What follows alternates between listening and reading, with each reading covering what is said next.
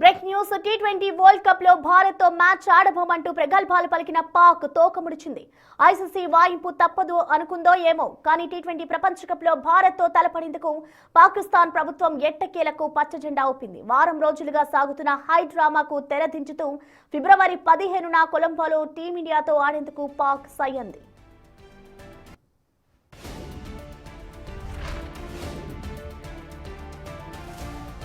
భారత్లో భద్రతా కారణాల సాకుతో బంగ్లాదేశ్ తప్పుకోగా తమ దోస్తుకు అన్యాయం జరిగిందని తాము కూడా ఆడబోమంటూ పాక్ ప్రధాని షహబాజ్ షరీఫ్ అప్పట్లో గంభీరమైన ప్రకటన చేశారు. ఇక Pak cricket board chief Mohsin Naqvi అయితే పాకిస్తాన్ ఎవరికీ భయపడదు, తమ ఆత్మ గౌరవమే ముఖ్యమంటూ ప్రగల్భాలు పలికారు. కానీ ఐసీసీ నిబంధనను కొరడా జులిపించడమే కాకుండా ఆ పంతం కాస్త గాలిలో కలిసిపోయింది.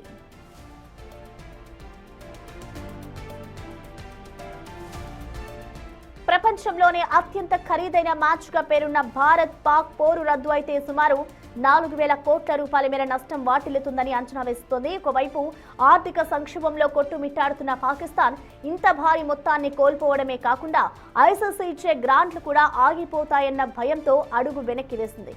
క్రికెట్ స్ఫూర్తిని కాపాడడానికే మేం వస్తున్నాం అంటూ బిల్డప్ ఇస్తోంది. తాము పంతం వీడిందన్న విషయం బయటకు రాకుండా పాక్ సర్కార్ తెలివిగా కవరప్ డ్రామా ఆడుతోంది. Bangladesh cricket board chief Aminul Islam విజ్ఞప్తి చేశారని, అలాగే శ్రీలంక అధ్యక్షుడు అనురగ్ కుమార దిశనాయకే కోరడం వల్లే తాము ఒప్పుకున్నామని చెప్పుకుంటోంది.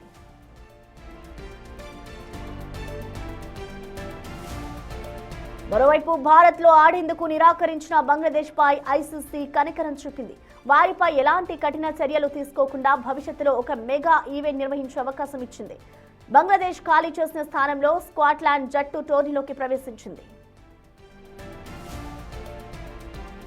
ఇక అన్ని అడ్డంకులు తొలగిపోవడంతో క్రికెట్ ప్రేమికులు ఎంతో ఆసక్తిగా ఎదురుచూస్తున్న భారత్ పాక్ పోరుకు సర్వం సిద్ధమైంది. ఫిబ్రవరి 15న కొలంబో మైదానంలో టీమిండియా చేతిలో పాకిస్తాన్కు మరోసారి చుక్కలు కనిపించడం ఖాయమని భారత్ ఫ్యాన్స్ కామెంట్ చేస్తున్నారు.